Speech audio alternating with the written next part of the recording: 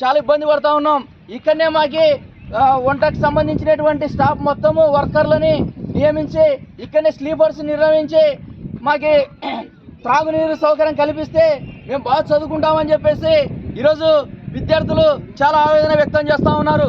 అందువలన ఈరోజు మేము విద్యార్థి సంఘంగా ఈ యొక్క గురుకుల పాఠకు సంబంధించిన ఈసీఓ గారిని కూడా ఒకటే అడుగుతా ఉన్నాం.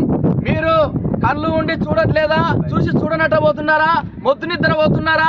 మీ మొద్దు నిద్ర మానుకొని మీరు డిస్ట్రిక్ట్ అంకితం కాకోకుండా జిల్లాలో ఎక్కడెక్కడ ఏ అంబేద్కర్ గురుకుల పాఠశాలలు ఉన్నాయో వాటిని సందర్శించండి. ఏ పాఠశాలలో ఏ సమస్యలు ఎదుర్కొంటున్నారో మీరు చూడండి. ఈ డోర్లో విద్యార్థులు ఎదుర్కొంటున్న సమస్యలు మీకు జిల్లాధికారులకి దృష్టికి రాలేదా? మీరు చూడలేదా?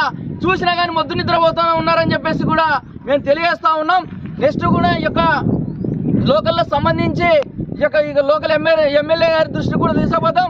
అవసరమైతే కలెక్టర్ దృష్టికి తీసుకుపోతాం. ఇక్కడ ఉన్నటువంటి అధికారుల నిర్లక్ష్యాన్ని కూడా వారిని వ్యతిరేకిస్తాం. ఇంకా అవసరమైతే డీసీఓ గారు కూడా సస్పెండ్ అయ్యేంత వరకు కూడా పోరాడతామని చెప్పేసి తెలియజేస్తా ఉన్నా. నా పేరు శివన్న, ఎంఎస్ఎఫ్ రాష్ట్ర అధ్యక్షుడు.